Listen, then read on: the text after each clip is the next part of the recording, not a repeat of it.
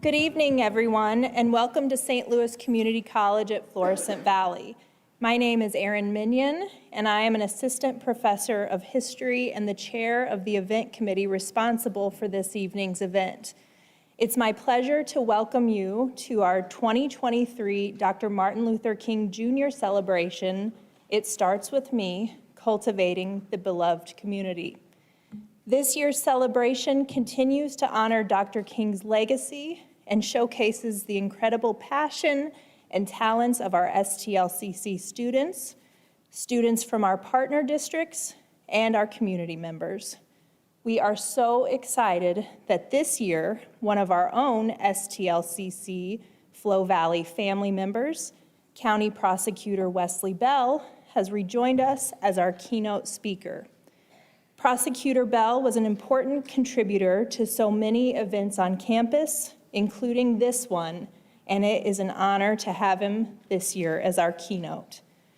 We hope that you too will continue to engage with us and join our celebration using social media. We hope that as you take photos while you enjoy the celebration or share thoughts on tonight's incredible speakers, we'd love for you to use the hashtag STLCC-FV MLK 2023. By using social media to connect, we hope that it will feel a little more like we are all together for those of you who are joining us virtually this evening. As a reminder, if you do take photos while in the theater this evening, be sure that your flash is off so as not to disrupt our speakers. As part of our celebration each year, we ask that attendees contribute to our Archers Market, a location where our students can have access to food and basic necessities. We wanted to remind everyone that the needs of our students exist year-round. If you are interested in donating to the Archers Market, please call 314-513-4534. At STLCC, our students are at the heart of everything we do, and our annual Dr. Martin Luther King celebration is no exception. As such, our Florissant Valley campus has a tradition of having one of our students serve as the MC each year, in addition to having student speakers. It gives me great pride to introduce to you our student MC for the evening, Tylen Mitchell. Tylen is in his sophomore year and will be graduating from STLCC this semester with his degree in General Transfer Studies. He loves the Florissant Valley campus, especially the theater, and he notes that one of the highlights of his time at Flow was being able to go to Italy through our study abroad program. Please join me in welcoming Tylen to the stage.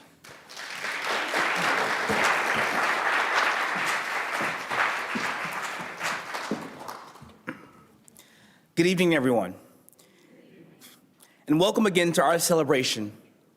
Each year, we commemorate Dr. King's birthday in partnership with North County churches uniting for racial and harmony and justice. Celebrations such as ours must not only honor Dr. King, but must continue the work of service, justice, and humanity that he began. As mentioned, this year's theme is It Starts With Me, Cultivating the Beloved Community. Dr. King served as a true example of taking ownership to create community. In the face of adversity, Dr. King made it his mission to create a community, even with those who might not want to be a part of his community. However, by using messages rooted in love and humanity, he moved so many to come together, to create a better world for everyone, and help us realize this dream. Despite his great own personal sacrifice, he never stopped his work. He encouraged everyone to understand that a peaceful, just, and inclusive world can only happen if it becomes everyone's mission to make it one. Tonight, you will hear different speakers share what this message means to them and how Dr. King's tireless efforts to inspire us all to work together. It is our hope to encourage and inspire you as he has inspired all of us. We will begin this evening by enjoying Lift Every Voice and Sing. Please stand and welcome vocalist Lena Epps, and she will be accompanied by Dr. Paul Hagen, Professor of Music.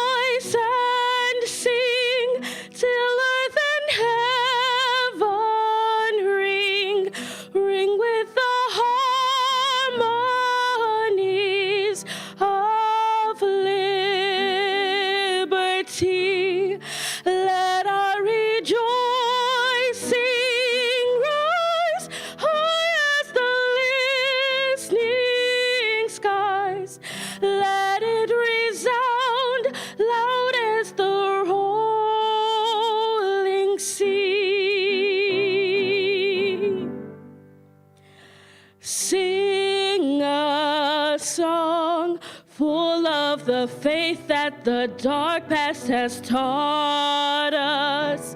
Sing a song full of the hope that the present has brought us. Facing the rising sun of a new day begun, let us march on till victory is won. Stony the road we trod, bitter the chastening rod, felt in the days when hope unborn had died, yet with a steady beat have not our weary feet come to the place for which our fathers sighed. We have come over a way that with tears has been watered. We have come treading our path through the blood of the slaughtered,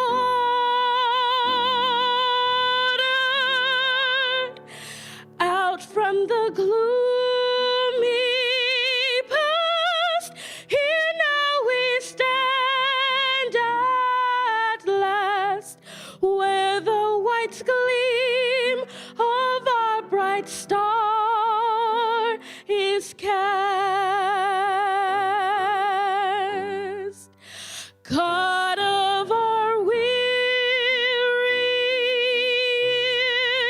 God of our silent tears, thou who hast brought us thus far on the way, thou who hast by thy might led us into thy light, keep us forever in the path, we pray.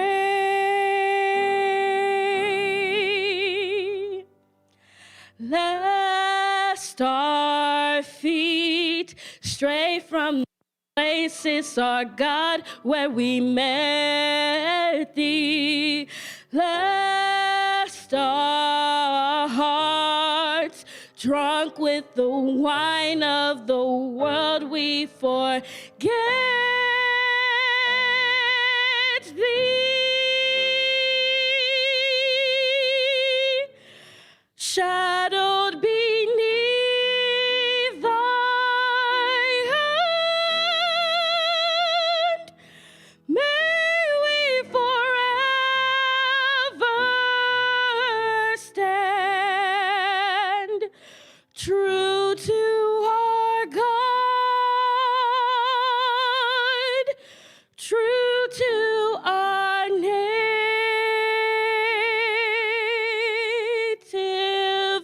land.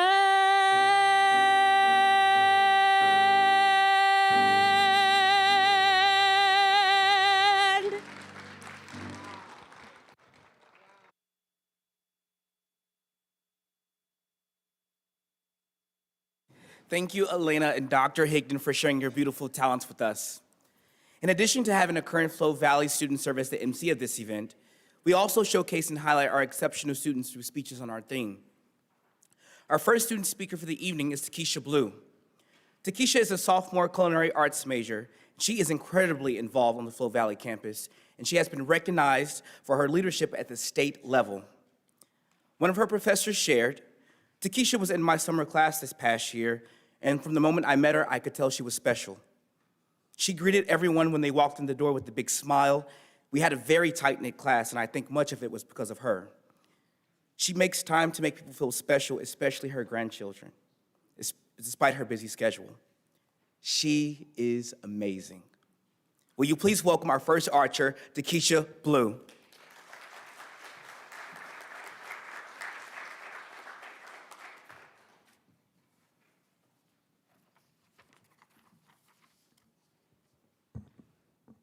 Good evening, everyone.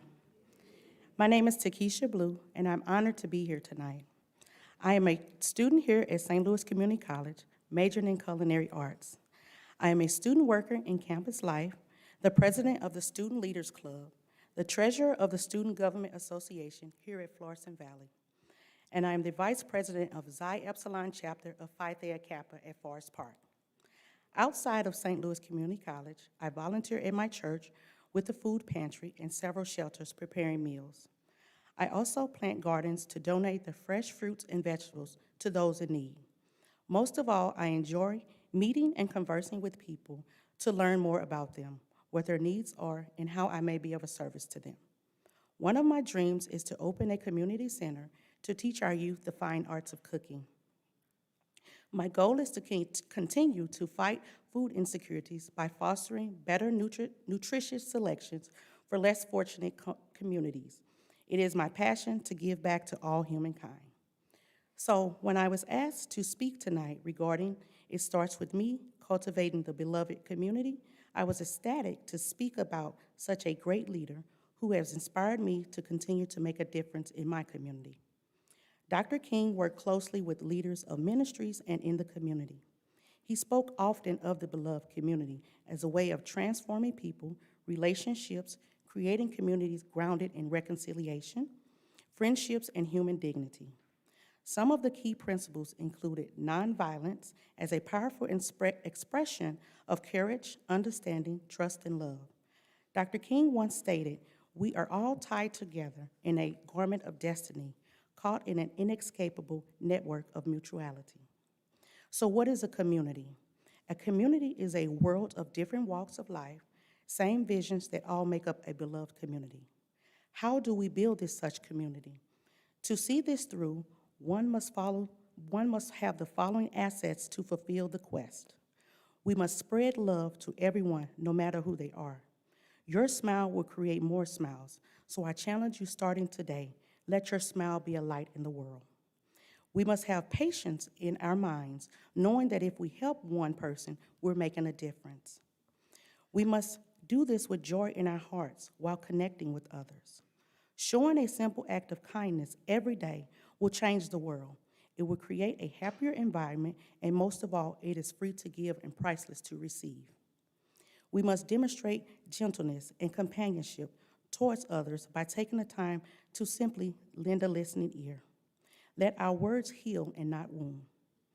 We must have patience with others as well as unconditional love.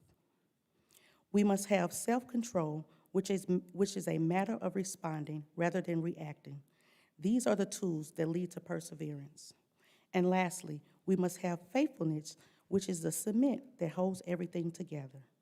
We must find ways to bless those around us. People working together in a strong community with a shared goal and a common purpose will make the impossible possible.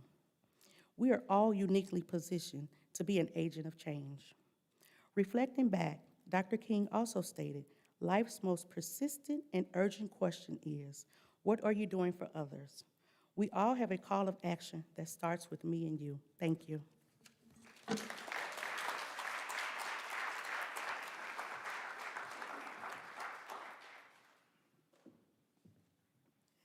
Thank you, Takesha, for sharing your words and inspiring story with us all.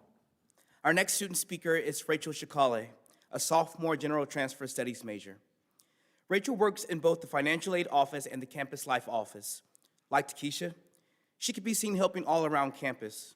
One of our campus leaders writes of Rachel, she takes it upon herself to know and learn more than is required for her job so that she can be a service to those who come to the office for help.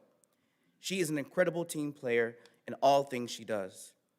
Rachel goes above and beyond to support her colleagues in meeting their goals, and she greets every single person with full enthusiasm, and she creates such a warm and welcoming atmosphere everywhere she goes. Rachel, the stage is yours.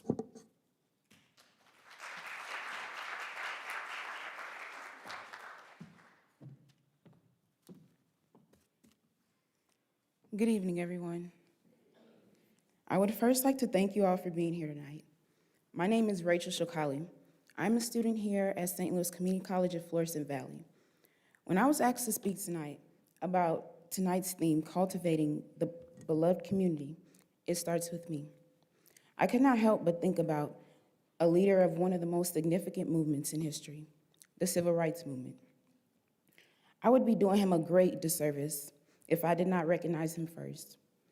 This man was Dr. Martin Luther King Jr., a man who believed in love, equality, and progress, and was willing to fight for what he knew was right, despite being met with an abundance of opposition. Just imagine, if we could all be dedicated to a cause, that we would give everything for that cause. Just imagine that. Ultimately, Dr. King was so dedicated to his cause that he lost his life for it. Dr. Martin Luther King Jr. was a man who embodied the thing, "It starts with me." Dr. King not only led the civil rights movement, but he also had a dream to make the world a better place for everyone. He recognized that this dream of his could not be achieved alone and demanded the creation of a community, a beloved community. To achieve this, but he also realized that it all starts within each and every one of us. I want to encourage everyone to let something, anything, start with you. Whether it is a show of kindness to a neighbor or simply stopping to ask, "How are you doing?" Even better yet, be the first in your community or your family to earn your degree. Ultimately, I understand that in some communities, due to the disparities and insecurities that they are faced with, a degree simply becomes an anomaly. I am encouraging anyone that this applies to be that exception. These things have a ripple effect. And when you start, dream big, but have a strategy. And if Dr. King was alive today, I would say to him, "Sir, your dream came true." I know everyone is eager to know how I've cultivated my community and allowed something to start with me. I would first like to say, when I hear the word community, St. Louis Community College is the first community that comes to mind. This campus is my community. This campus is my home. This campus gave me the platform to cultivate something that starts with me. It all began when I applied for my student mentorship/orientator position. When I took on the role, I believed it would just be a job, and I couldn't possibly fathom the way in which I would be able to touch so many students. This position gave me a platform to share my story of my academic journey with other students. And ultimately, by sharing my obstacles with my peers, they began to be comfortable with me.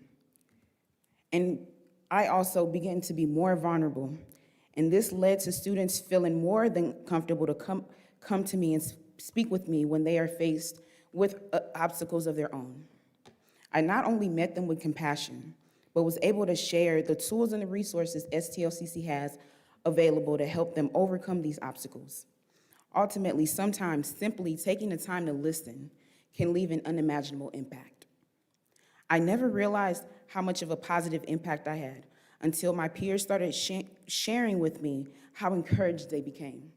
And then I decided that come rain, come shine, anything, I will be here to support my students.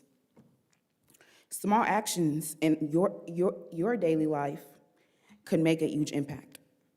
Although I have been a part of other projects outside of the campus and have given back to my community and students on campus, my peer mentorship position is the one that I hold near and dear to my heart.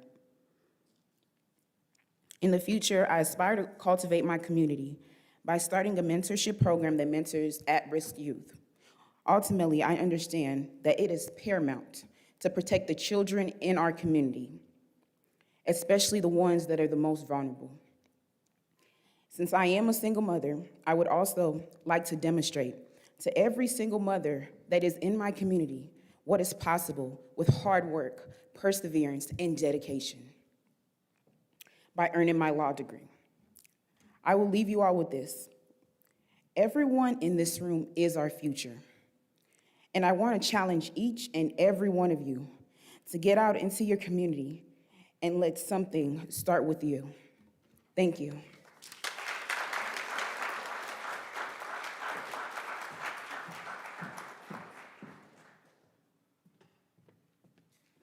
Thank you so much, Rachel.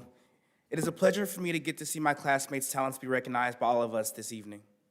Now, please allow me to introduce our Florissant Valley Campus President and Chief Academic Officer, Dr. Elizabeth Perkins.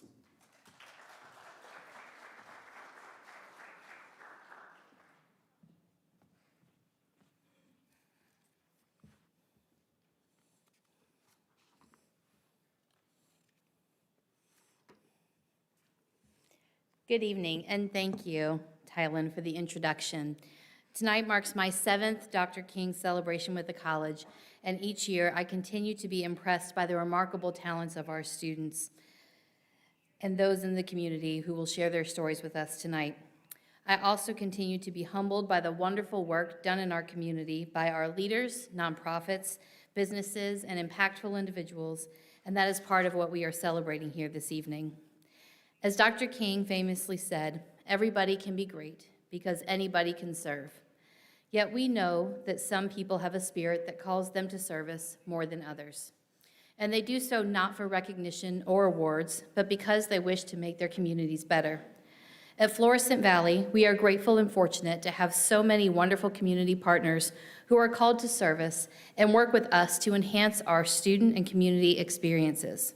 And tonight, it is our pleasure to honor one of them with our Dr. Rance Thomas Excellence in Community Partnership Award.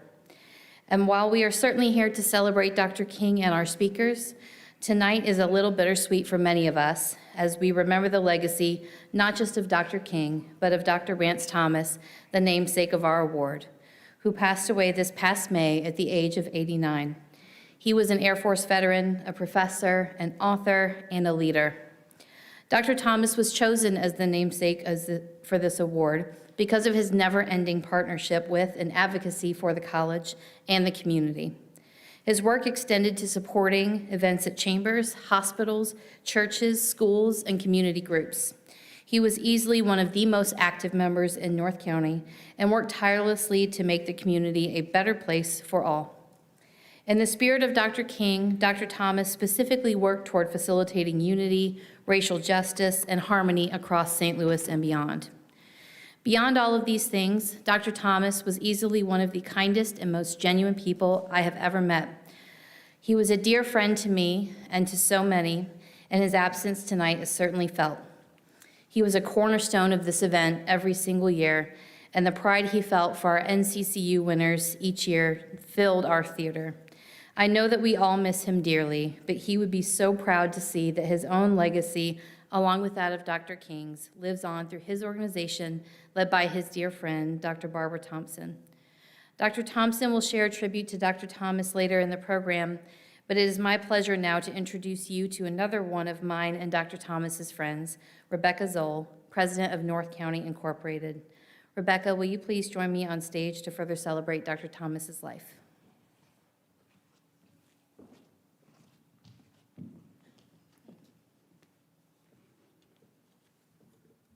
Good evening.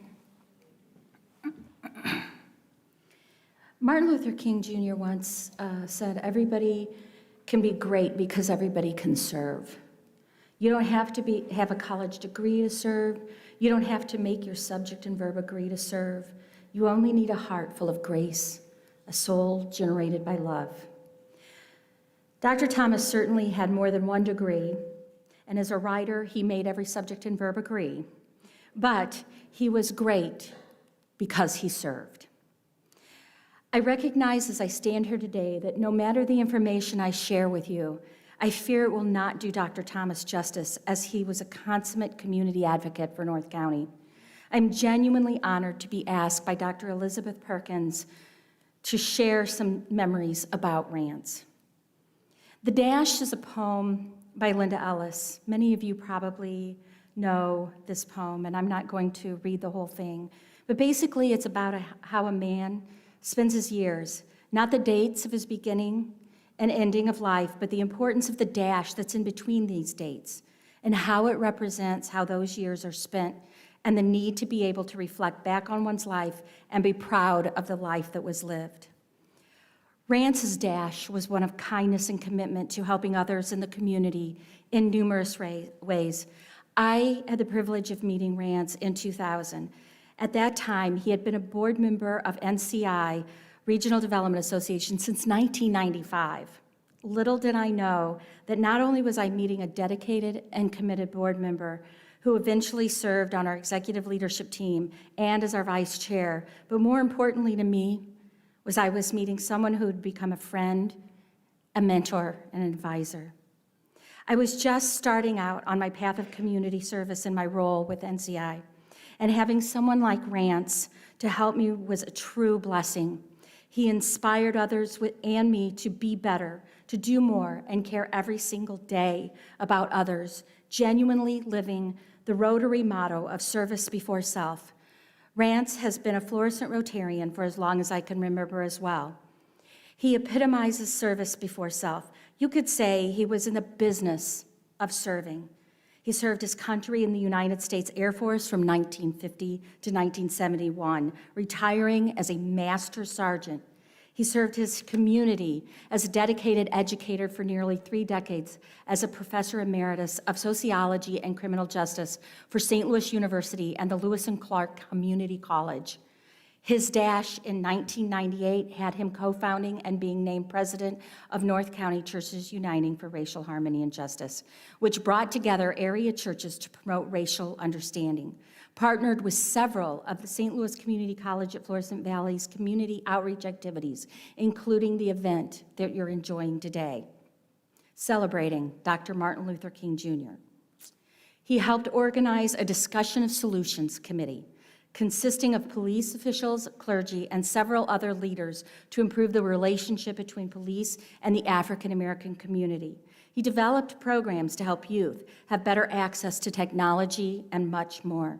His dash included serving on the SSM DePaul Health Centers Foundation Board, the Trinity Catholic High School Board, the Florissant Fine Arts Council, the St. Louis Regional Health Commission's Task Force on Health Literacy. Rance had leadership roles with the Elijah Parish Lovejoy Foundation, where he had the honor of presenting Mrs. Coretta Scott King, late widow of Dr. Martin Luther King Jr., with the Lovejoy Human Rights Award before an overflow crowd of 2,000 at Principia College. He was an elder for the St. John Knox Presbyterian Church, and as an ordained elder, he also served as the commissioner of the Synod for Mid-America Presbyterian Church. Rance's faith-based work earned him a Gideon Lovejoy Presbyterian's Peacemaker of the Year Award. He held leadership roles in dozens of other educational boards, community advisory boards, and alumni associations. Every single time that I saw Rance, he would be dashing into one organization's meeting from another one advisory committee meeting, one board meeting for some group that he was involved with and bringing leadership to. I always marveled at where he found the energy. At one point, I think he told me he was actually on 20 different boards at one time. It boggles the mind just a little bit, actually. As a columnist for the multiple publications over the past 30 years, he shared his knowledge and opinions on how community could be better through articles on general topics of interest, including religion, education, politics, and social issues. His outstanding leadership and work are reflected in the numerous honors that he received. Rance even has awards named after him. His legacy for service will never be forgotten by those who benefited from his knowledge and volunteerism. Here is just a snippet of some of the honors he received. the Lifetime Achievement Award from Hazelwood School District, the Silver Beaver Award from the Greater St. Louis Area Council Boy Scouts, Sustaining Our Community and Community Development Award from North County Incorporated, the Rance Thomas Endowed Scholarship for Criminal Justice and Students, the Paul F. Dietrich Legacy Leadership Award from Christian Hospital Foundation, the Lifetime Legacy Award from the Coalition of Concerned Citizens of Alton, Ageless Remarkable St. Louisans, Child Advocate Award by Annie Malone Child and Family Resource Center, the Zycan Family Legacy Award by the Greater North County Chamber of Men. Other awards include ones from the 100 Black Men Association, Old Jamestown Association, and St. Louis Community College, Florissant Valley, who not only honored Dr. Thomas with an award in prior years, but actually named their Community Partnership Award after him. Rance's professional focus, his educational service, his spiritual calling, his charitable and volunteer work is representative of dedication to sustain our community. He dedicated his life to others. This community will be forever in his debt as he chose to use his dash daily in the service of others.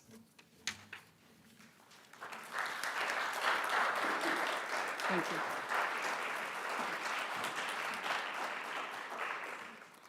Thank you, Rebecca, for that moving tribute. So if you cannot tell, those who win this award have very large shoes to fill. The award itself, you see here on the table, is meant to symbolize the ways in which our college and tonight's recipient work together by connecting and intertwining two distinct pieces into one beautiful sculpture.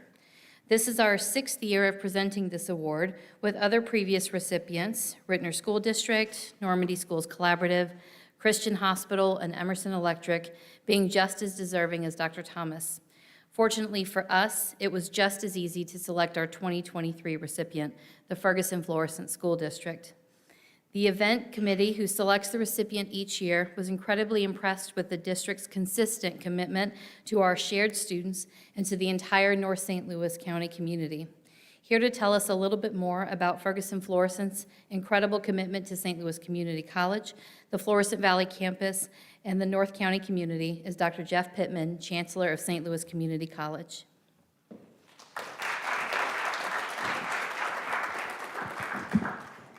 Thank you, Elizabeth. It's just an absolute honor to be here this evening, and appreciate you taking the time and be with us. I want to pause here just for a second before I get back on script, and want to recognize those individuals that have been up here. I'm just so proud of them and the work that they're doing with our faculty and staff. But I'm going to mention Aaron. Thank you, Aaron. And then our amazing students, Tylen, Takesha, and Rachel. Thanks. Let's give them a round of applause for their stepping up here. Rebecca Zoll, it's always great to see you, and wonderful job speaking about Rance. And like you, it's strange going to North County events and not seeing Rance there, because I think I saw him everywhere. It's also, I'm looking forward to seeing another one of our outstanding former faculty, Wesley Bell, will be speaking to us here in a few minutes. And absolutely my pleasure to introduce the chair of our Board of Trustees. I don't know if you can see him, but Dr. Kevin M. Martin, if you would stand and please be recognized. Let's give him a round of applause. Thank you.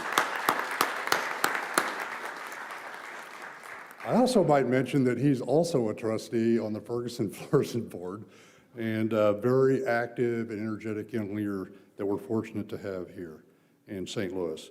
So it's my pleasure, I'll get back on script, Elizabeth's breathing a sigh of relief, to provide further rationale for why Ferguson Florissant was chosen to receive the Dr. Rance Thomas Excellence in Community Partnership Award, the highest honor provided by the Florissant Valley to an external partner.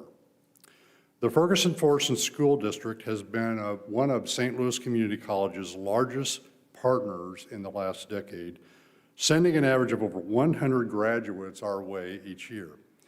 They continue to grow our dual enrollment partnership, and this year more students from the Ferguson Florissant School District participated in our Emerson STEM Academy than any other district.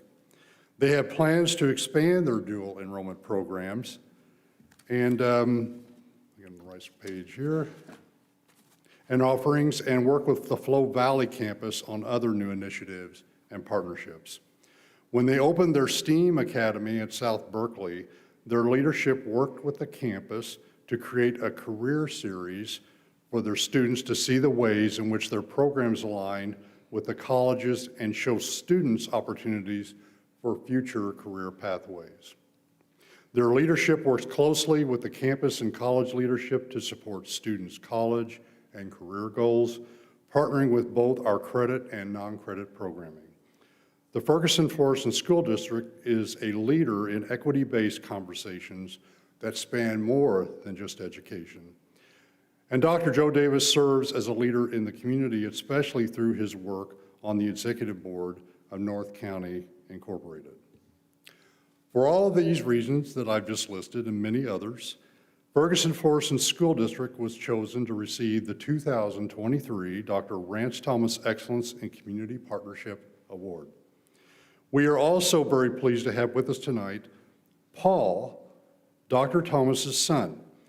Dr. Thomas always joined us on the stage as we presented the award and in his honor, and we would like to invite Paul to join us on stage as we honor both Dr. Thomas and the Ferguson-Florissant School District. Paul, could you come forward?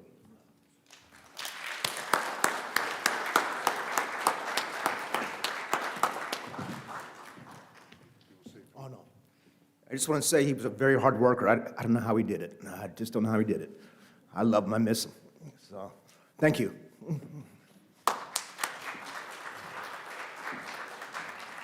All right, Dr. Joe Davis, will you please join myself, Elizabeth, and Paul on stage to accept this honor?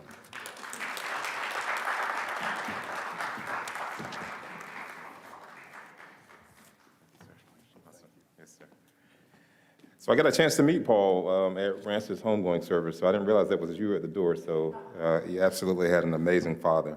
And I just want to give shout out to Thailand. Man, you're doing a great job up here.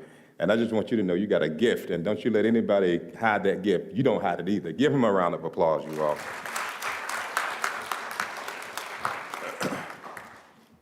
So folks who know me, when I get a microphone, I can go a long time, but I won't. I'll be obedient. But I will say how incredibly humbling this is for me, being first-generation college. Y'all ain't seen nothing yet from Ferg Floor. Our kids are in for greatness, and we know how important a quality education is. And being first-generation college, it is our mission to make sure they get a high-quality education. And to all the students who will be up here from the school districts and presenting, I would be remiss if I didn't just call out Leilani Billups, who is fierce. She's one of our own and a student at STEAM High. And you will see, she says on a video she will be a congresswoman, or she may be the Secretary of Education, or she may be a physician, who knows, right? But she has the ability to do whatever she wants. So I just wanted to say that.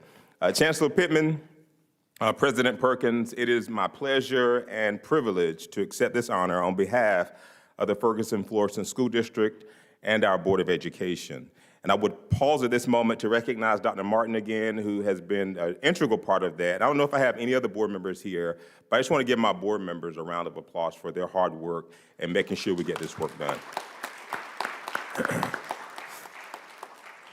I'm so grateful I had the opportunity to get to know Dr. Thomas and develop a friendship with him over the years. Rance was an amazing man, a leader and an advocate in our community, through his work with North County Churches Uniting for Racial Harmony. And he truly stood firmly for justice for all. Our community is stronger thanks to his work over the decades. I'm also grateful for our partnership with St. Louis Community College at Florissant Valley. I couldn't be more proud of our board and this district and the work going on with the St. Louis Community College and the support you all have given us. I'm so excited about the opportunities we're creating together for our students. In addition to the dual enrollment opportunities for our students and what they've received in the past, this year marks a strengthening of our efforts.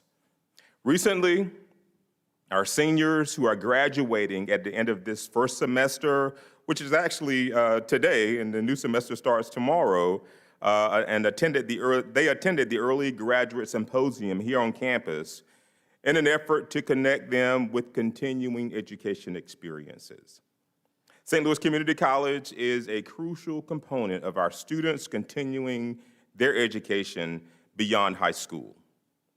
I'm especially excited about our early college and P-Tech program that is in development, and I'm looking forward to more of our high school students learning on the Flo Valley campus as we explore new ways to reach students differently than traditional alternative education programs. There are also those who would write off North County and our students, but I am convinced that all of our students can get a great education in their community and live successful lives in North County.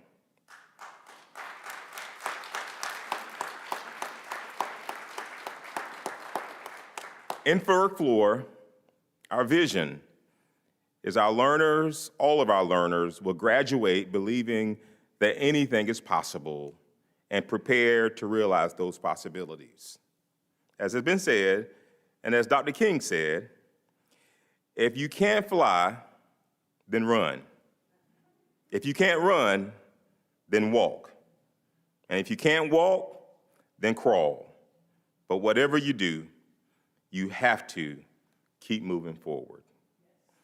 I know that the work we're doing in Ferg Floor together with all of our students will keep them and make North County community stronger as we move forward. And I have faith that together we will not only fly, but we will soar like eagles.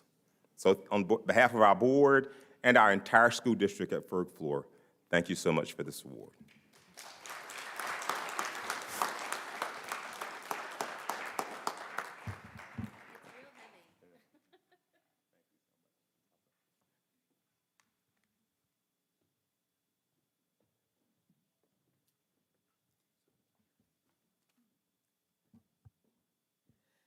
Thank you, Dr. Perkins and Dr. Pittman, and congratulations again to Dr. Davis and the Ferguson-Florissant School District. It is now my pleasure to introduce Dr. Barbara Thompson, President of NCCU.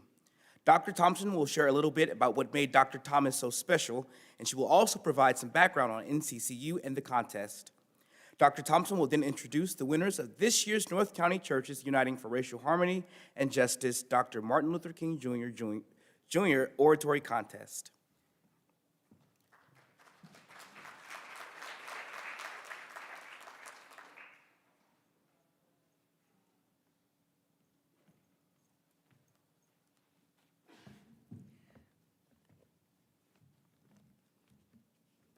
Well, thank you for that wonderful introduction, and thank you, everyone here. Hello.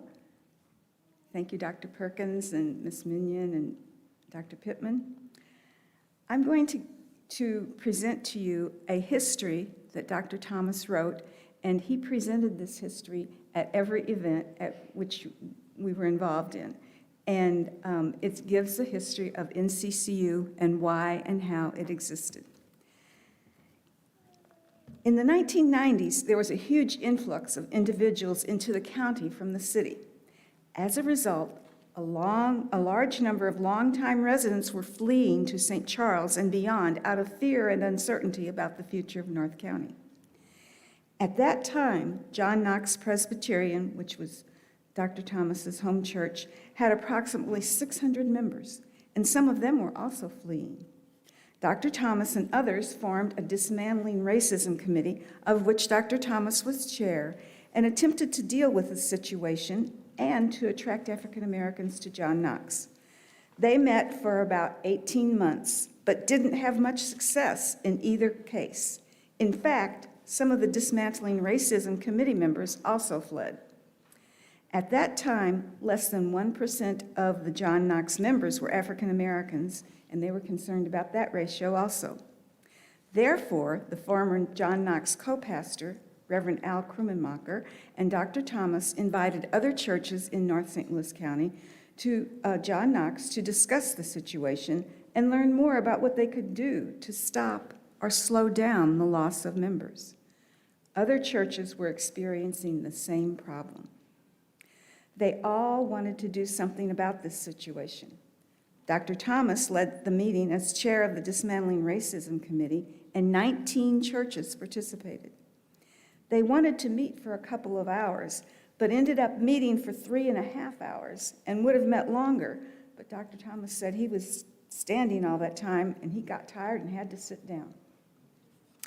This group met again and eventually formed the organization called North County Churches Uniting for Racial Harmony and Justice. And the purpose was to promote racial understanding and social justice. That was in 1998. They began with a covenant to bind them together as a community of believers to work together on this situation. The basic principle was, and still is, if God loves each person unconditionally, how can we not do the same? There have been over 30 churches sign the covenant, committing them and their members to work to promote racial understanding and social justice. We currently have 26 churches as members because some have closed and others have merged with other churches. The organization began with holding public forums on race relations in a county park with 150 people participating, and the media was also present. Then they held meetings at Florissant Valley Community College, the former Jamestown Mall, the University of Missouri at St. Louis, and Covenant churches. They had leaders from school districts, police departments, mayors, real estate agencies, hospitals, churches to participate as panelists. The goal was and still is to bring the races together to help them to overcome some of their myths and misunderstanding they have of one another. Based upon what we have done, we have brought thousands of individuals together. We have been told by some leaders in the community that we slowed down the white flight. And I became a member in 2006, so now I'm using we.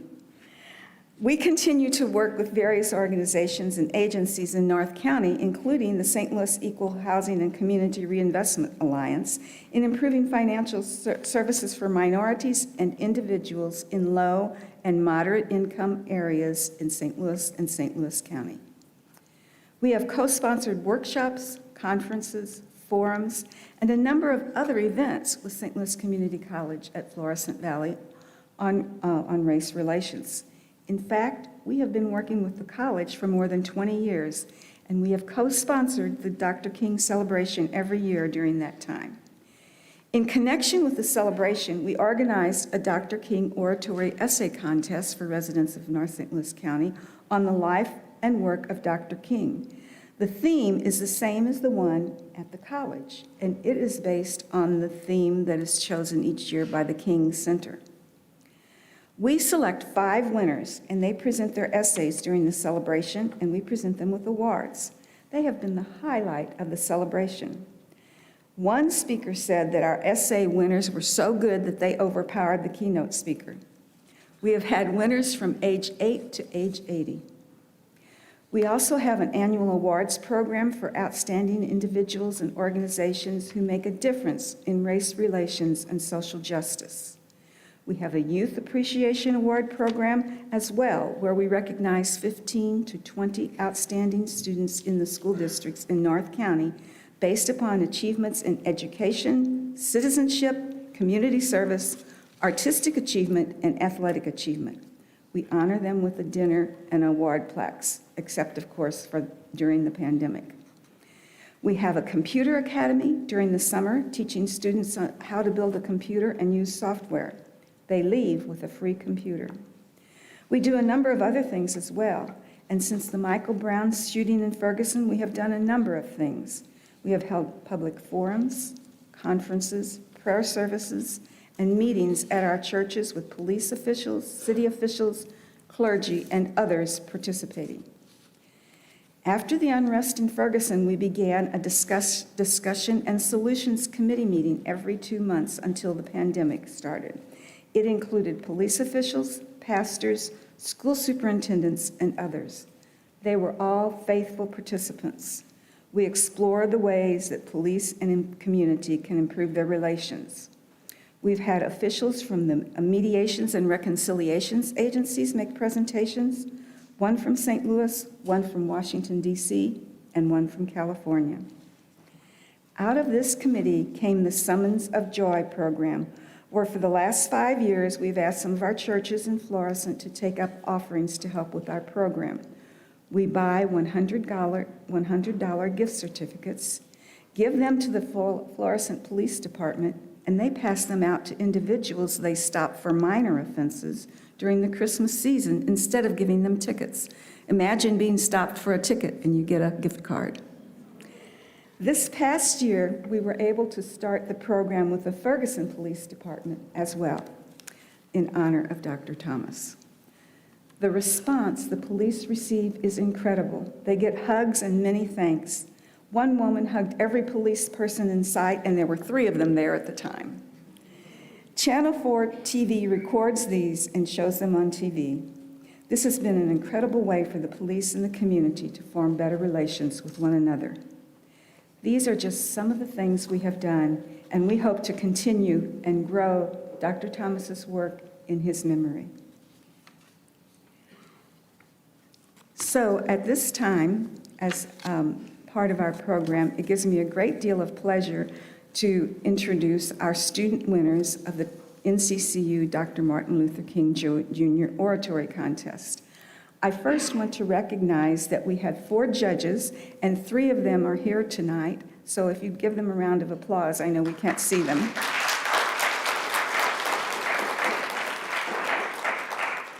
Their names are Susan McKnight, Nancy Rimmert, Liz Thomas, they are all here. Colby Collins is home with her 5-year-old who has COVID.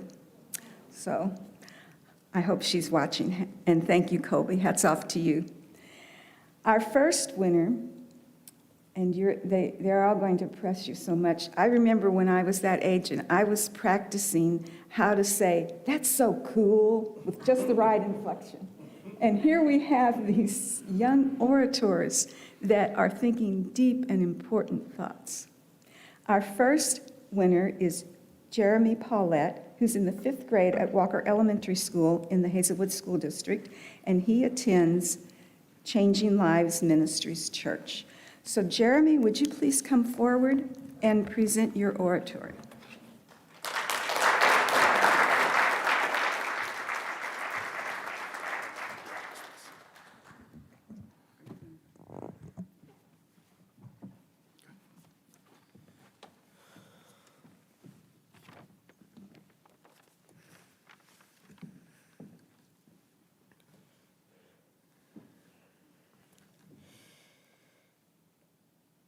This is Cultivating the Beloved Community by Jeremy Paulette, which is me. I feel like our community should bring people together just like Dr. Martin Luther King Jr. did. He dreamed of fighting for people's civil rights, but just like him, I have a dream that everyone will get along and solve conflict in nonviolent ways. Our community should appreciate those who are different and look different. We should never judge anyone because of their culture or their looks. Today, I'm here to tell you the ways I can cultivate the beloved community. It starts with me. One way I can help is to solve conflict without violence. We should be able to work things out without violence. We can talk it out instead of using physical contact. That was the way Dr. Martin Luther King Jr. did That was the way Dr. Martin Luther King Jr. did. Instead of using violence, he led marches to get his point across. This is one nonviolent way I could help our community. Another way I can help is to make people appreciate others who look different and celebrate different things. It doesn't matter what religion you are, nor does it matter what you look like. We should accept all because that is what Dr. Martin Luther King Jr. did during the civil rights movement. He wanted people to accept those who looked and did things differently because that is what he believed was right. One last way I can help is to inspire others. I want to inspire people to do what is right and to help one another. That is what a community is about. Dr. Martin Luther King Jr. did the same when he gave his I Have a Dream speech. He inspired people to stand up for rights, and that is what I want to do. That is how I want to help our community. The end.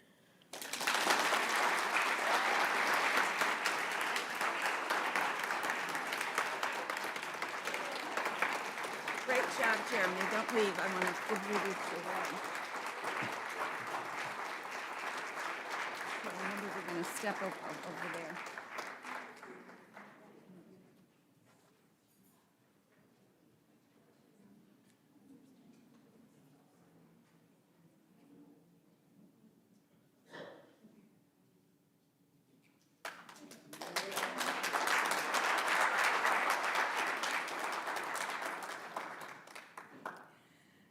And next, I would like to introduce to the stage Peace Hawodiyi from Hazelwood East Middle School. And she is, I have lost my script. She attends RCCG Jesus St. Louis Church. So Peace, would you please come forward?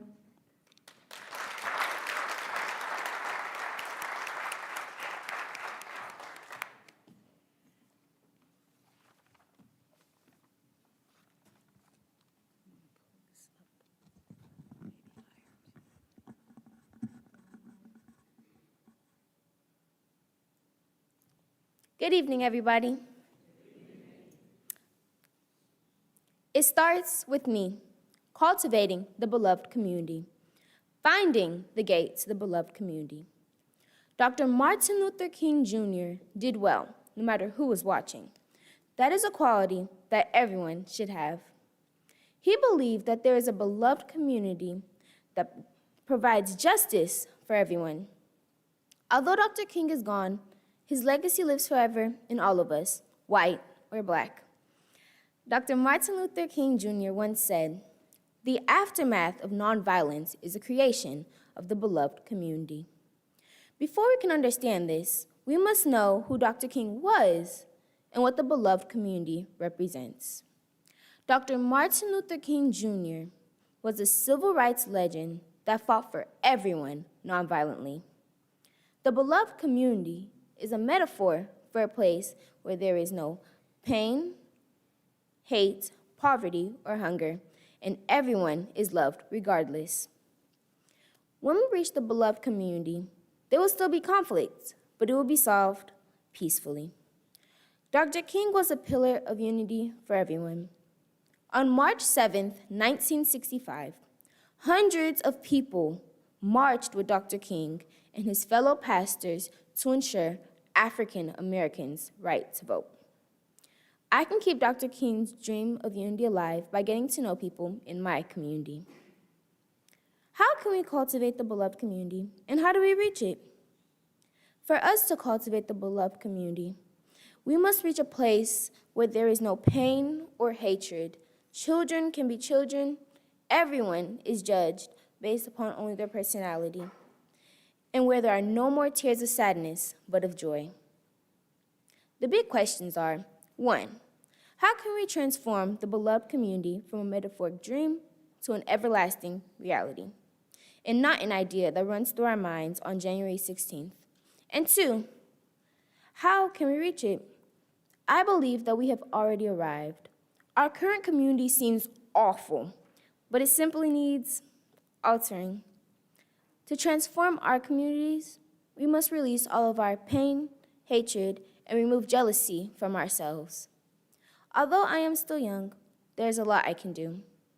To reach this sense of peace, everyone must be accounted for, which includes people living in poverty. I can volunteer with food banks to prepare food for the less fortunate. Using education, I can create a beloved community. People can be blind to what happens in our ever-evolving society. I would like to help educate others and work towards spreading the message of equality for all. In closing, it has been almost 55 years since Dr. Martin Luther King Jr.'s assassination. His work still influences our communities today. Just as Dr. King forgave those who bombed his house and destroyed his church, I should not refuse to forgive anyone. I realize that in order to cultivate the beloved community, I must choose peace, love, and joy. Before I go, I would like for you to join me in releasing your pain, hatred, and jealousy so we can start our journey to the beloved community. Thank you.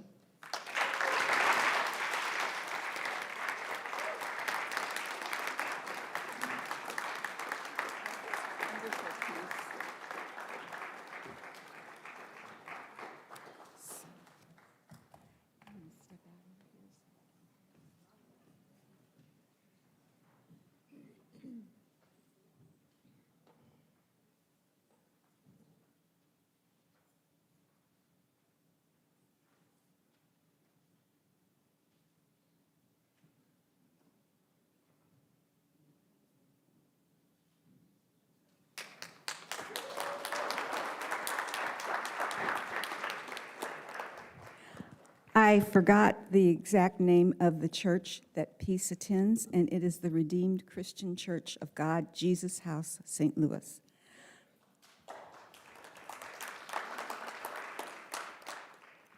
I also want to thank Peace's father, who tutored me in how to pronounce their last name.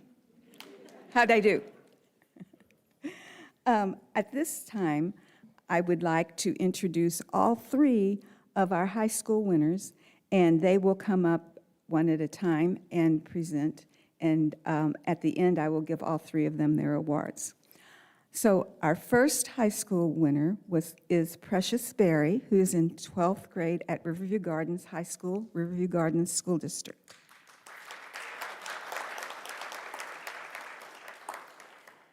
Our second high school winner is Leilani Billups, 10th grade at the STEAM Academy at McClure South Berkeley High School, Ferguson Florissant School District. And she attends St. Alphonsus Liguori Rock Church. Our third high school winner is Horatio Jones, PJ, 12th grade at Hazelwood Opportunity Center, Hazelwood School District. He attends St. Michael's Temple Church. Yay.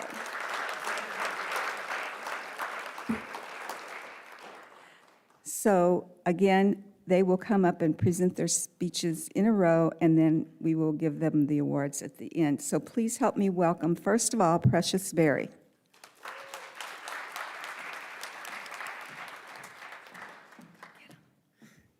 Good evening, everyone. Sit my bed down. It starts with me, the beloved community. When I consider the idea of it starts with me, I think about how my voice and race experiences oppression. It connects the fundamental principles of mankind and the meaning of existence. The word me gives me hope, makes me believe that my voice will be heard, and makes me realize how important it is to build my community. As I look at my culture and I notice that youth aren't really on the front lines in the political arena, and that's where I come in. Having a background in politics and being involved in my community makes it my highest duty to speak out for the voices of the voiceless. The voices of our youth are necessary. We are vital to the momentous decision that will shape our future. I have a purpose of becoming involved, of helping to impact the decisions made in my society.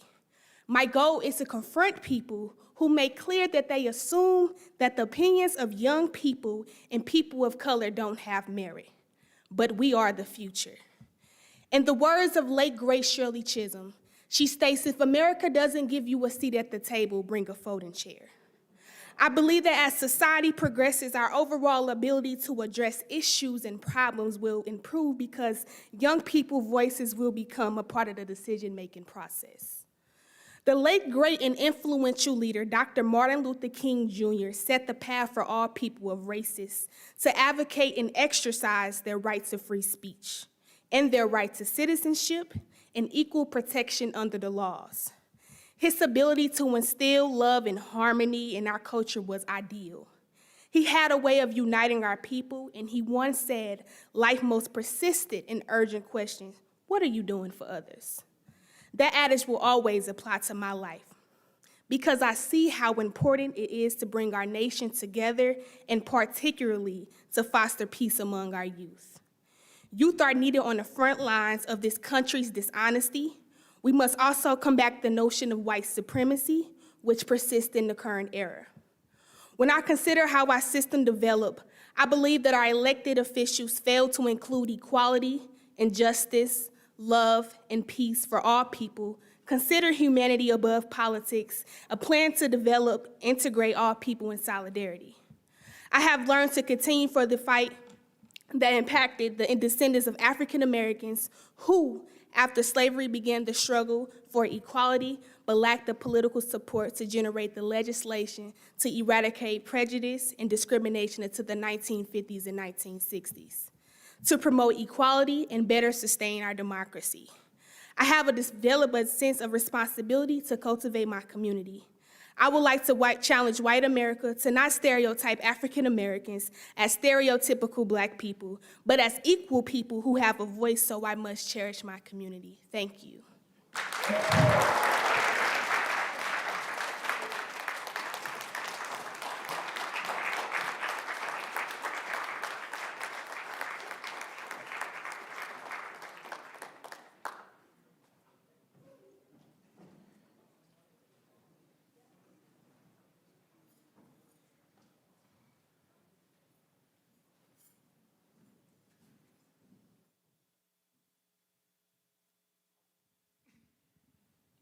Test. There we go. Good evening, everybody. I would first like to thank Dr. Davis for so kindly embarrassing me in front of everybody. School is the pillar of my life.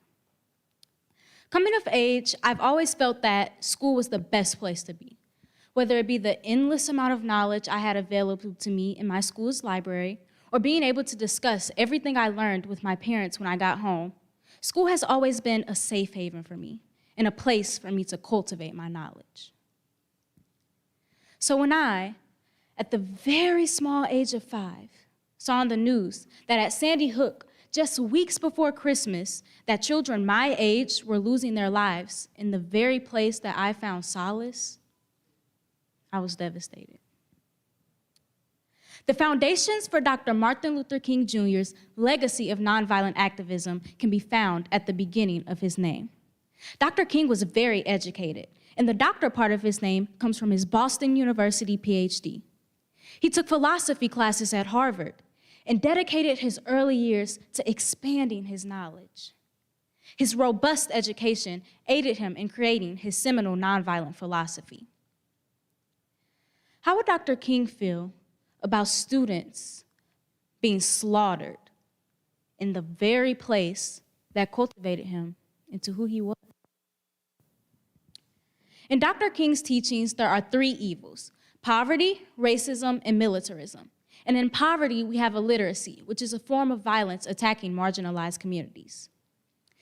If you look at Dr. King's work closely, you can see a theme of education throughout his doctrines and principles of nonviolence.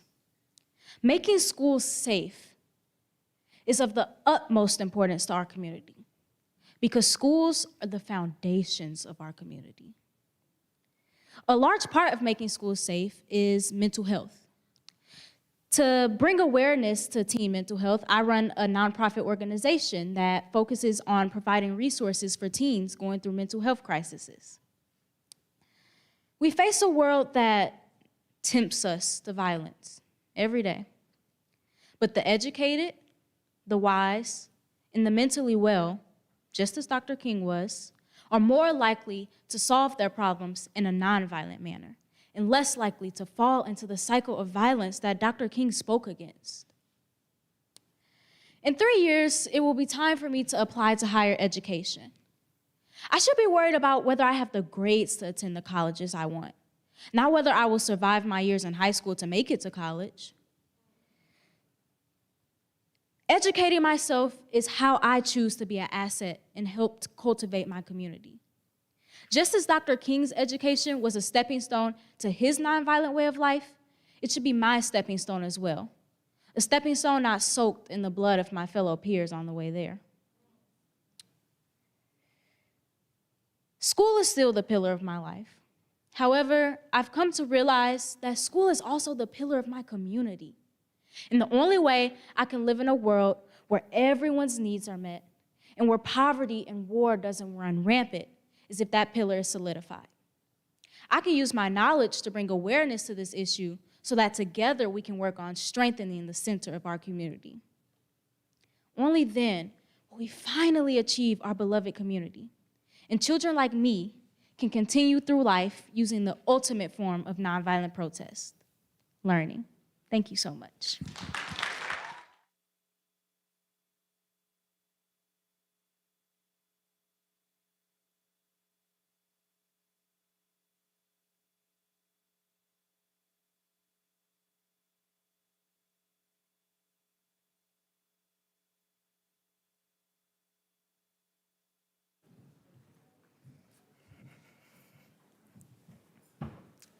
Good evening, everyone.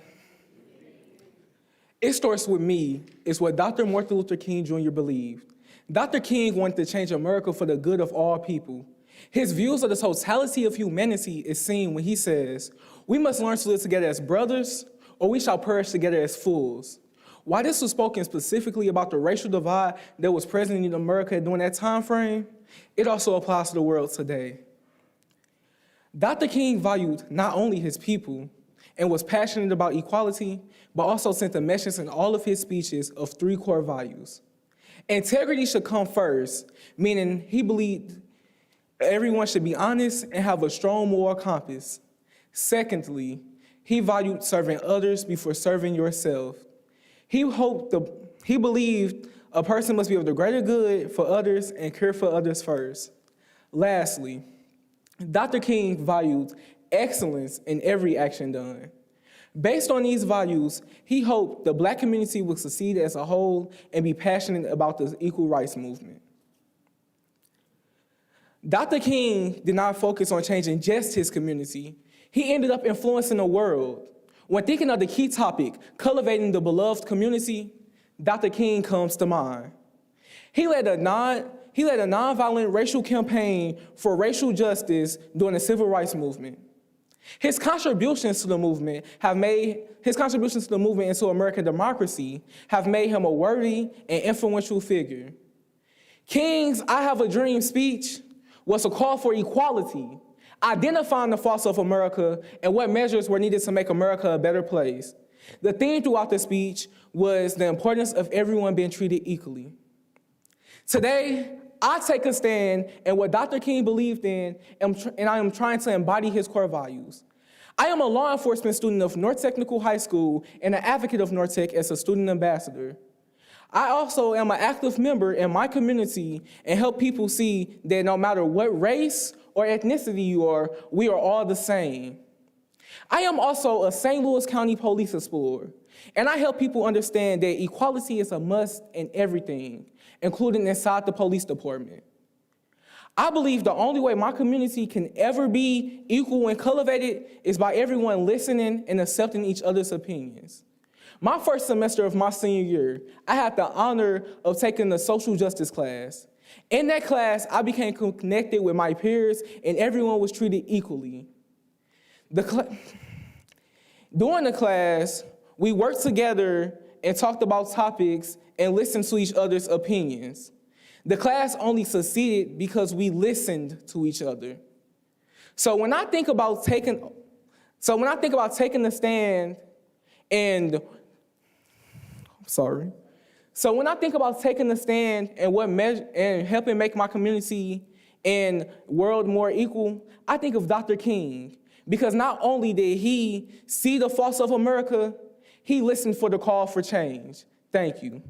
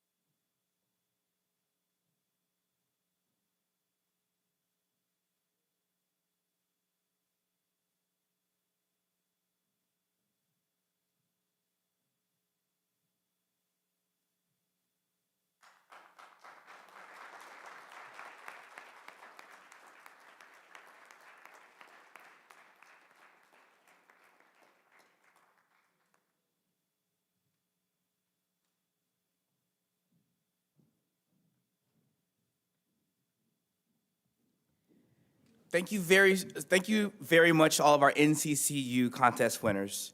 Your words, your leadership, and your dedication challenge us all to be better. I am now honored to introduce our keynote speaker, St. Louis County Prosecutor Wesley Bell. Bell is the first African American to serve in this position.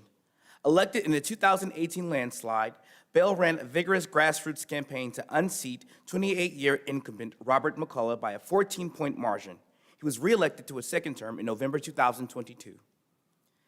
Bell has served with distinction across the spectrum of the legal profession as a public defender, defense attorney, judge, professor, and prosecutor. Bell is an advocate for ending mass incarceration, eliminating debtor prison practices, and rebuilding trust between communities and the prosecutor's office. He also just happens to be one of Florissant Valley's own, serving as a professor and program coordinator of criminal justice from 2011 to 2018. As prosecutor, Bell began implementing reforms on his first stay in office by directing more resources to fight violent crime and ensuring victims receive compassion and justice at every step.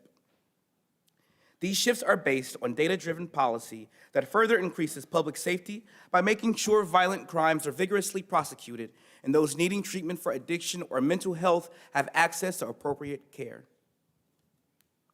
Raised in North St. Louis County by a police officer and civil servant mother, he was instilled with a deep appreciation for public service. A graduate of Hazelwood East High School, Bell earned dual degrees from Lindenwood University and his law degree from the University of Missouri-Columbia School of Law. While at Mizzou, Bell focused his studies on the representation of the poor and disenfranchised. After graduating, he turned down several job offers to come back to St. Louis to work as a public defender. He also was elected to the Ferguson City Council in 2015. During his time on the council, Bell worked with then-President Barack Obama's Department of Justice to implement the consent decree to reform Ferguson's criminal justice system through both police and court reform. This included more thorough training for police, the purchase and use of body cameras, a pay raise for police, reforming police use of force policy, and an overhaul of the municipal court system.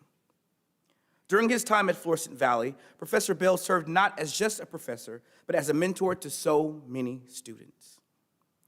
His influence continues to extend to the community, not just through his leadership, but through the work of the students he inspires.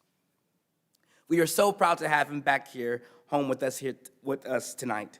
Please join me in welcoming Mr. Bell to deliver our keynote address.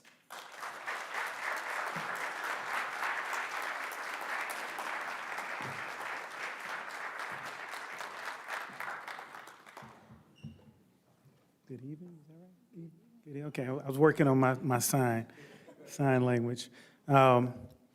First of all, congratulations to all of our winners and our awardees. You did an amazing job. Give them a round of applause, please.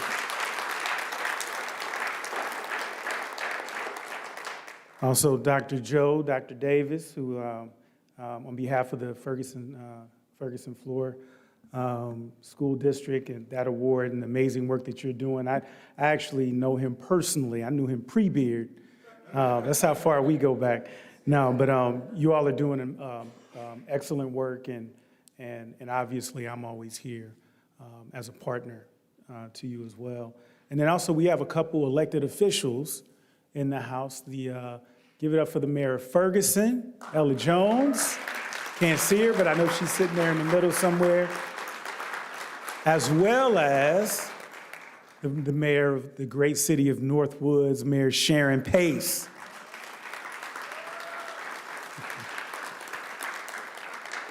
Thanks for being here with us. Ella had another event. She's like, I can't be there. And then she read the program. She's like, Wesley, you giving the keynote? Oh, I'll cancel it. I'll get there for you. It's all good. But thank you. It is remarkable to me to think that Martin Luther King would only be 94 years old. Now, I'm not saying he'd be a baby or anything like that, but sometimes we lose sight of the fact that Dr. King, the civil rights movement, that was not that long ago. Some of these same issues that Martin Luther King addressed during his prolific 39 years on this earth is simply amazing. My name is Wesley Bell, and I have the honor of serving as the St. Louis County Prosecuting Attorney, the first African American to hold this position. Thank you. I also served alongside Mayor Ella Jones, then City Councilwoman Ella Jones, as Ferguson City Council. And when you reverse engineer my journey, my political origin story, if you will, it cannot be told without mentioning this place right here. And of course, many of the people from this place, to name a few, LaRonda Wilson, Annie Wagner. And I got this new tablet, and as soon as I'm ready to use it, it starts messing up on me. Come on, tablet.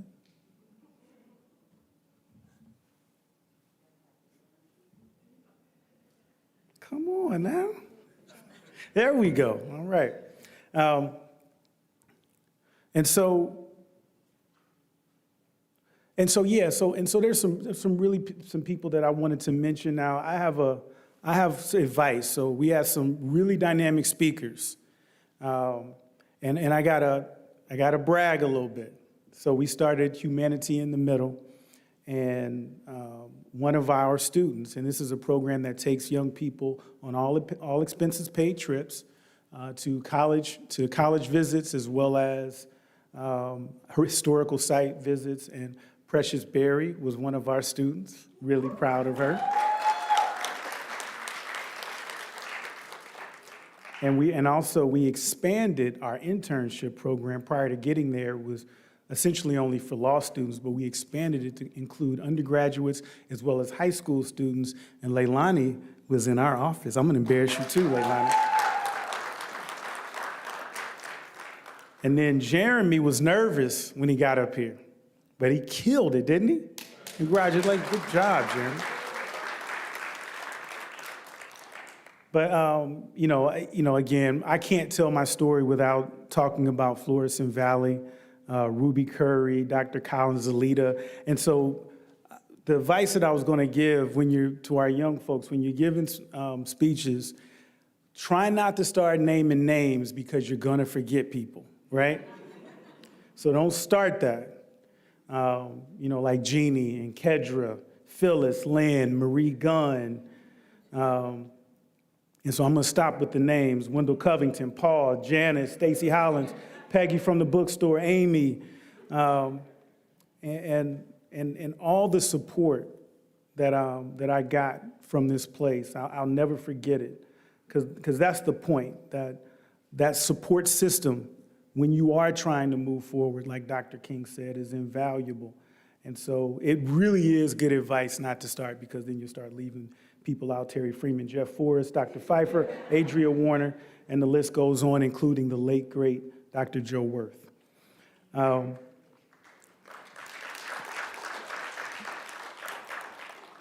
And when I reflected on my remarks and the concept of cultivating our beloved community, it reminds me of something Dr. King said.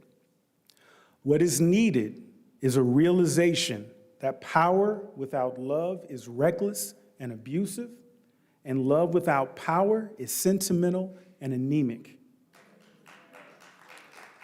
Power at its best is love implementing the demands of justice, and justice at its best is power correcting everything that stands against love. He understood there's a balance with power and love. And power is nothing but the ability to achieve purpose. The strength, he went on, to bring about social, political, and economic change. And some have a misconception about Dr. King. And if you don't read about him, you may share in this misconception. Yes, he was the drum major for peace. He was the original advocate of nonviolent protest. His views against the atrocities during the Vietnam War about the slaughter of children resulted in him being ostracized for speaking out. The misconception is that nonviolence is equivalent to inaction, but it is quite the opposite. Dr. King very much understood the words of Frederick Douglass: power concedes nothing without a demand. It never did and it never will. We also know that unchecked power corrupts and absolute power corrupts absolutely. We've all heard that saying. History's shown us countless examples of this. But also what we can take away from that quote is that love on its own without a means to manifest will also accomplish very little change. And again, there's a balance. And that takes me to something else Dr. King was very passionate about: voting and voting rights. The straightest and most direct line to change is voting.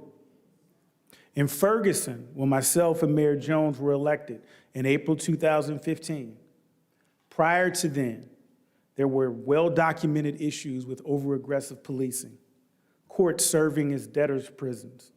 By the end of 2015, that same year, with the help of a whole lot of folks, some in this room, we had a department that fully embraced community policing, the first African-American police chief, and a complete overhaul of the court systems in Ferguson.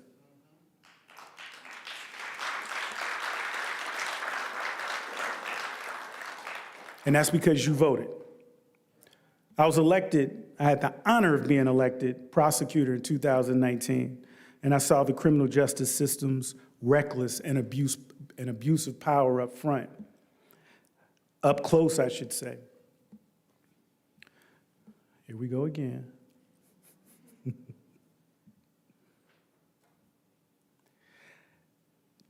And I saw that recklessness up front, and locking up low-level nonviolent offenders is reckless. In 2018, prior to us coming in office, if you were charged with just simple marijuana possession, you could find yourself stuck in jail with a $5,000 bond. And if you couldn't pay it, you were gonna sit there simply because the system had the power to do so. I want to explain to you what diversion programs are. Diversion programs divert people from the traditional criminal justice system. So instead of incarcerating someone who's struggling with some type of issue, a nonviolent, low-level issue, we can divert them and give them the treatment that they need as opposed to incarcerating them. And power at its best is expanding those diversion programs and offering treatments for those who struggle with substance abuse disorder, who are in need of mental health care, so that they'll never see the inside of a prison cell. We went from the lowest functioning diversion treatment programs in the state to the highest. from 200 people a year. Prior to when we got in office, about 200 people a year in the largest county in the state receive services. After 3 years, we have successfully treated or are treating over 1,800 people now.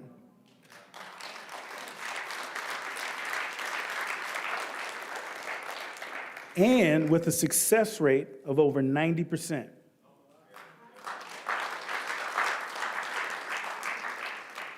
Reckless and abuse of power, lock them up. Throw away the key.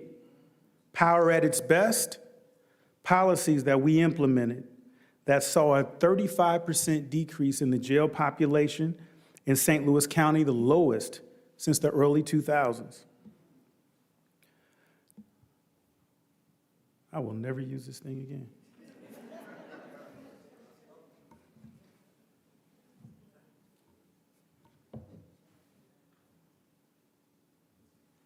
There we go. So, prosecutors' offices historically take the default position against claims of wrongful conviction.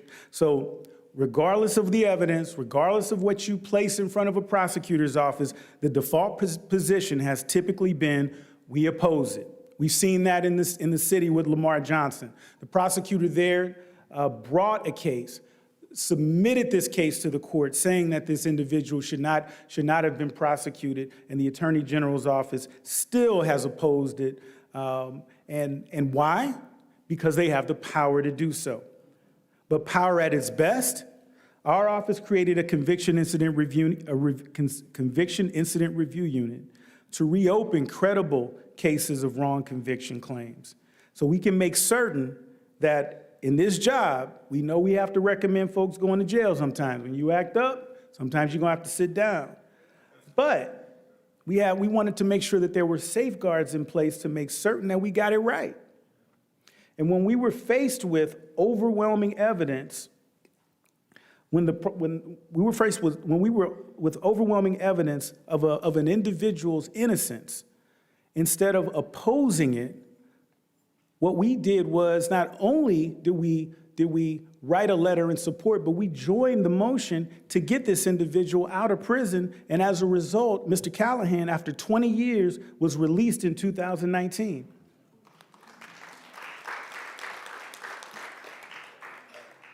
So, this thing is not working for me. So, when I say all those things, when we talk about our beloved community, it's not just going to happen on its own. We have to work together to make it happen. And again, that emphasis is on work. So don't tell me that voting doesn't work. We know that it does. We have countless examples of how effective and impactful it is when you get out and vote. And matter of fact, people die for the right to do it, so why not? We all have a platform. We all have our ways to contribute to change. When we look at people like Precious getting involved in the community, when we look at Dr. Davis and all the work that he does in the school district, when we look at Ella Jones and Mayor Pace and the work that they do, when we see Jeremy delivering his speech, when we see Leilani giving a closing argument like she's Johnny Cochran or something like that. We all have a platform that we can use. The only thing that is not acceptable, the only thing that's not on that list of options is standing on the sidelines. Dr. King said in that quote, "Justice at its best is power correcting everything that stands against love." He didn't say nothing about sitting. In 1961, John F. Kennedy, in his iconic speech, said, "Ask not what your country can do for you. Ask what you can do for your country." And I would use that same language with respect to our beloved community. Ask what you can do. Use your platform, whatever it is, to do it. And so the last thing that I want to talk about, which a few others Dr. Thompson and Rebecca talked about, and so I won't need to go into too much detail, is Dr. Thomas. So I met Dr. Thomas around 2010, a little before I came to the college. And I can't tell you the impact that he had on so many, including myself. I never had a grandfather. Both of them died before I was born.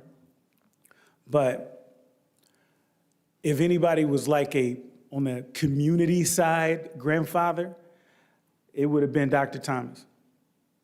And I imagine he did what a grandfather would do, tell you what to do, tell you where to be, and I knew to do it because he was a mentor to so many people. He was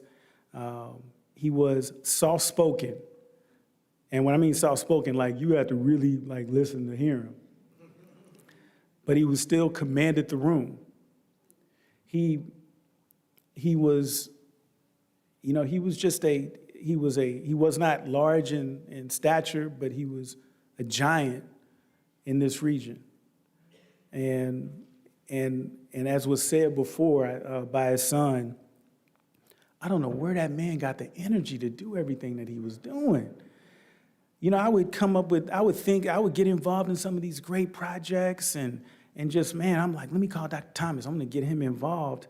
And I call him and he'd be like, oh yeah, I started that.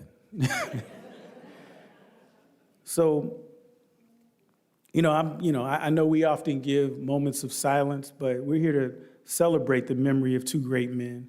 So let's have a moment of noise for Dr. Rance Thomas and Dr. Martin Luther King.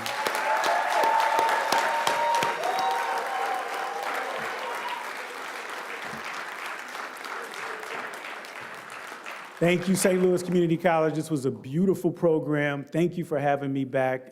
Thank you for allowing me to stand among these wonderful recipients. It is truly an honor. God bless you.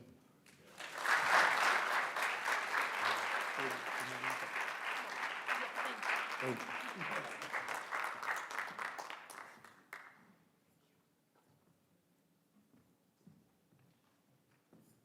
Could you guys give another round of applause, please?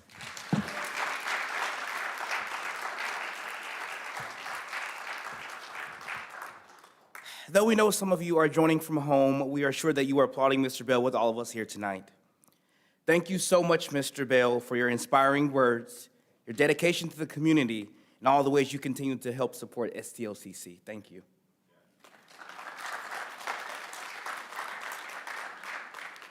Before we end this evening's celebration, we have some other people to thank tonight. First, I would like to thank Dr. Erin Minion, the chair of our celebration committee. This is Dr. Minion's first year to serve as the chair, and she has done an exceptional job leading the committee and the important work. Can we all take a moment to applaud and thank Dr. Minion?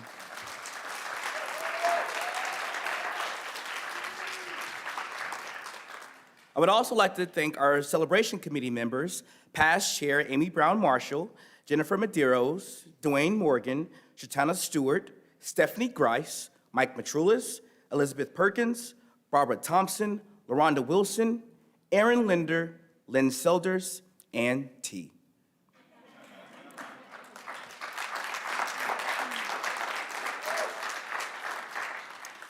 I would also like to thank the Terry M. Fisher Theater staff and the Flow Valley IT Media Department.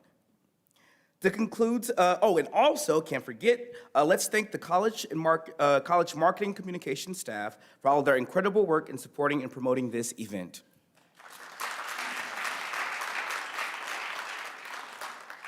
To conclude tonight's event, I would like to invite you to join us to celebrate both Black History Month and Women's History Month with STLCC. Everyone at our college, from our students to our faculty and staff to our board of trustees, we are committed to continuing to address systematic racism and prioritizing equity, diversity, and inclusion. We also hope you will join us for our theater and music performances, art gallery shows, and all of the other wonderful events that our campus offers free to the public. For a full list of our events, please visit stlcc.edu. Thank you all so much for joining us, and please be safe on your way home. Good night.